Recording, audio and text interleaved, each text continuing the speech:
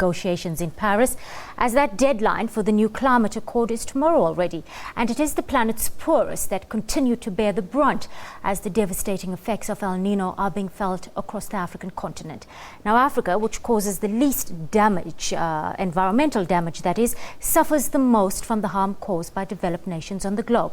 Well, Professor Godwell Namo has written extensively on the global climate change governance, and he joins us now in studio. Good afternoon, Prof. Always a pleasure having you here. Welcome. Good afternoon, and good afternoon to the viewers. This is not the first time that there have been negotiations of this nature. There's been a lot of hype, a lot of talk. The stakes are indeed high for Africa. Why should we be optimistic this time around, Prof?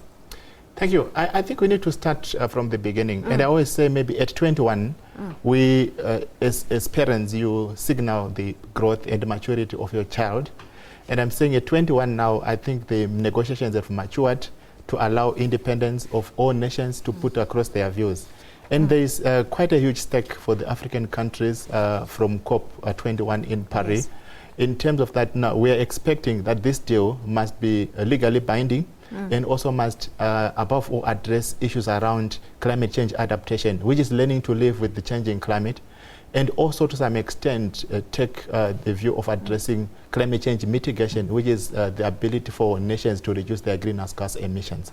Yes, Prof, we do, how important is it for us as negotiators to stop fortifying this begging bowl sort of mentality? Because we do have a lot to offer as Africans. There's been solid commitment as demonstrated by African states and their national plans. Then we have massive renewable energy on the continent in terms of solar energy, and then we have 650 million hectares of untouched forests which can absorb 1.2 billion tons of CO2. So we do have a lot to offer, and how important is this that we up our self-esteem and act confidently when it comes to these negotiations and hold our ground? Yes, I think you've raised a very important point to say when you're negotiating, you start with what you have in your hands. And what you have in your hands is exactly what you have mentioned, the forest, the mineral wealth, and the human resources. Now, if we trace the idea of financing, now the Addis Ababa Action Accord that was concluded in July 2015 is emphasizing a lot in terms of domestic mobilization of resources. And I say, as the African continent, it's time for us to rise and start mobilizing our own national resources to finance our own climate change agenda, especially climate change adaptation. Having said that, we have got a challenge globally in terms of climate financing. Even though the Green Climate Fund have been put in place, muted in Copenhagen in 2009, yes, we have not had a lot of funding coming through. For example, there was supposed to be the 30 billion fast start climate finance, and that has not happened.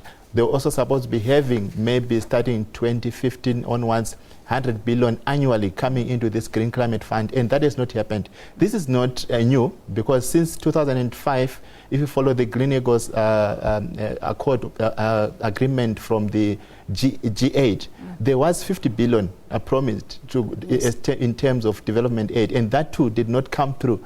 So I don't see a situation whereby the developed nations are going to be coming with a basket of funds now because of the global situation, and that only points to one thing, that we need to mobilize domestically, and this actually the African Union also positioned in terms of our Agenda 2063 to focus more inwardly and raise resources internally.